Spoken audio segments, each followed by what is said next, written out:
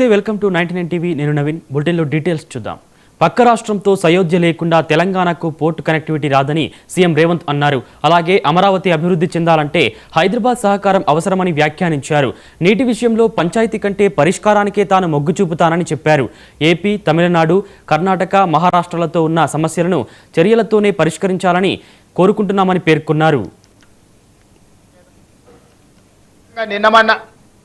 సొంత రాష్ట్రంలో కానీ పక్క రాష్ట్రంలో కానీ నీటి వివాదాలకు సంబంధించి పదే పదే చర్చలు జరుగుతున్నాయి.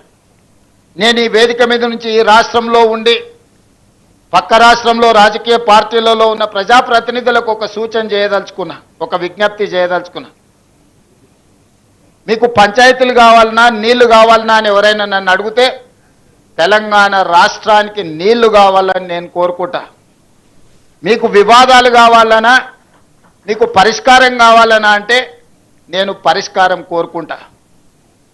నీళ్ల వివాదం ముసుగులో రాజకీయ ప్రయోజనం పొందాలి అని మా ప్రభుత్వం, మా పార్టీ భావించడం లేదు.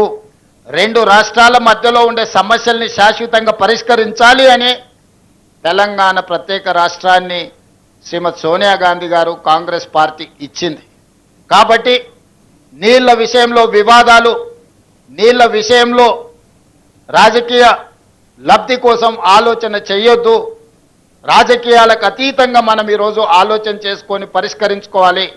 ఈ పరిష్కారాలకు చర్చలు ఒక్కటే పరిష్కారము. అదేవిధంగా నిన్నమన్న సొంత రాష్ట్రంలో కానీ పక్క రాష్ట్రంలో కానీ నీటి వివాదం తిరుమల తిరుపతి దేవస్థానం